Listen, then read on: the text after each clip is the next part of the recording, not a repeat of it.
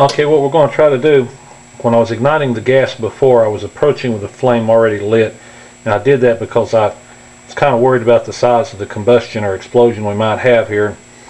Now I'm a little more comfortable with it. I'm going to ignite the bubbles in place, and I hope you can see the flash of light and hear the sounds of the hydrogen oxygen exploding in place. I just wanted to add this to the video. So here we go.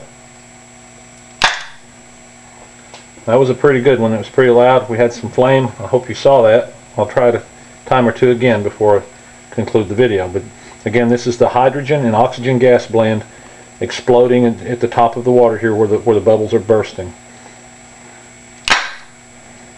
That was a good one. I saw some flame.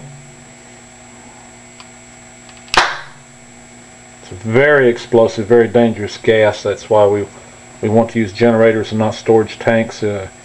Storing this in a hydrogen and oxygen blend would be just tantamount to creating a terrible bomb. But the plan here to use the gas and generate as we use it, that way it would be much safer. I believe we can even use this gas to heat homes or buildings. I want to experiment with that a little bit and try to build a hydrogen gas heater. Again, the fuel is simply water, available anywhere.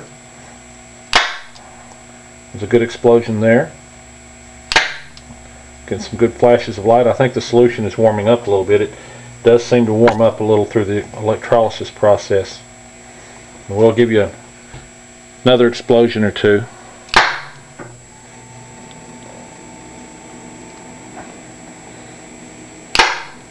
Okay, this is being generated at about 5 or 6 amps, according to the amp meter on the battery charger. And it is definitely generating some explosive gases.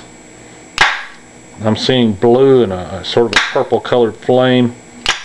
Might ought to mention that the byproduct of this combustion, there are no pollutants in the sense of what we're accustomed to having from combustion. The only byproduct of this combustion is oxygen and water vapor. It's quite clean combustion. In fact, an automobile or any internal combustion engine running on this would be traveling down the road, quite literally cleaning the air that it ingests. The exhaust gas would be cleaner than the air intake, the air coming into the engine. It would actually be improving the quality of the air. The water vapor, if condensed, would be much cleaner than what we could expect from municipal city water or any well that I'm aware of. This is a wonderful process. I think we really need to work on this and explore the possibilities further.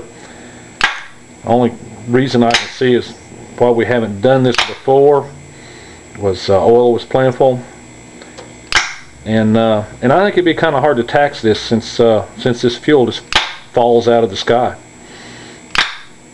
Well, anyway, there you go. I think you're seeing some good combustions going on now. Some good color. I'll be checking back in as I work on this process and work it out. By no means that I don't want to take credit for inventing this or discovering it or anything. This is just something other people have done, and I've learned from their postings, and I just want to work on it myself. And I'm perfectly happy to share this information with anybody else. I think we really need to share this information. Well, thank you very much for taking the time to watch my video. Goodbye.